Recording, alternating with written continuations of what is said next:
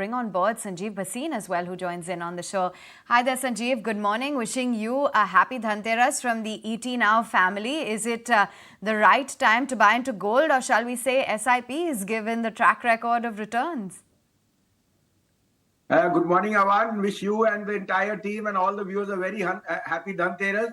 Well, a lady will always say, gold is the best asset, and rightly so. It's the Lakshmi of the home which has managed to hold gold for the last 40 years. That's why gold is glittering at 62,000. So no comparison in emotions on security. It is the only asset class which has grown over time, and it's the biggest wealth creator in Indian households. So cheers to ladies, particularly you and the others. And I think gold at any price is a very, very good hedge against the future and so on. For us, it is emotional. But I would definitely go with stocks. That's where my forte lies. And I think that earnings, macros, all are shaping very well for a very prosperous Diwali going ahead. Awan only buys diamonds.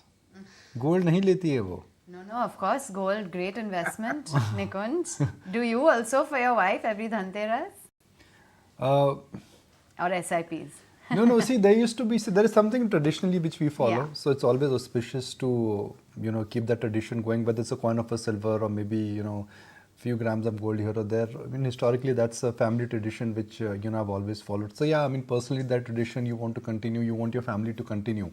But the data on gold, and here's my limited point. I mean, gold used to be the biggest hedge on inflation. Gold used to be your out of jail card when there was problem in the financial market.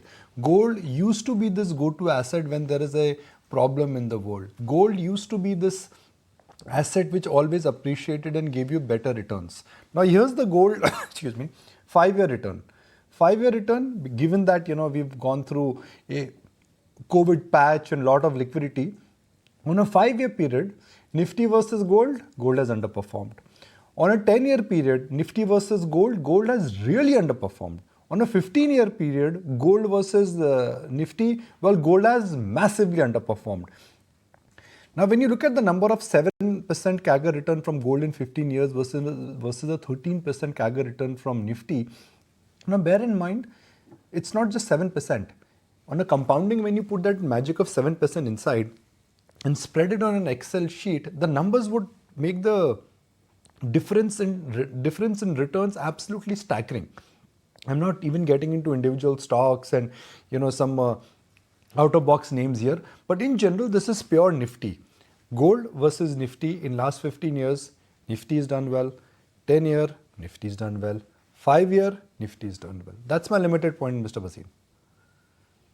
Correct. Nikunj, I'm not, arguing on that point. All I'm saying is that why is gold at 62,000? Because with a 20-year view, you held on to gold.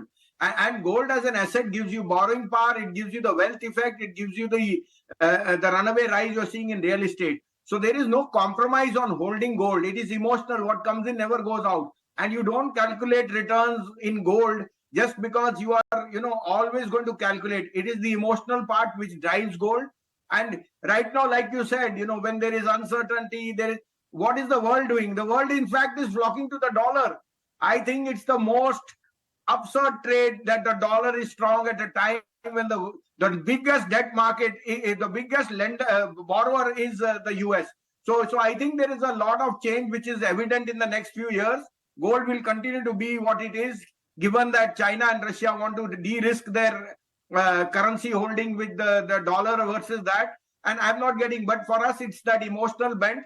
And as long as the Lakshmi is there, the lady in your house, she will continue to have gold as a, more secure asset than any other. Sanjiv, which are the names you would say are a pure bet on Diwali sales? I mean, by Monday, Tuesday, the data as to how demand has moved will be coming out. But if you really want to invest or make money, you have to buy it, let's say, next 2 days or 3 days. Which, to your mind, could be the best ones if somebody is betting on, bumper Diwali sales? So firstly, let me clarify what Morgan Stanley report says. He should know that the next 1-2 months is the maximum amount of wedding seasons, particularly in North India and across India. And you can't believe there is no banquet hall available. I have 4 weddings which I have to attend, part and one of some of the relatives. You can't believe what the chock-a-block is as far as hotels go, so Indian hotel would be an outstanding play. People are no longer compromising on price. They want the best of quality. They want the best of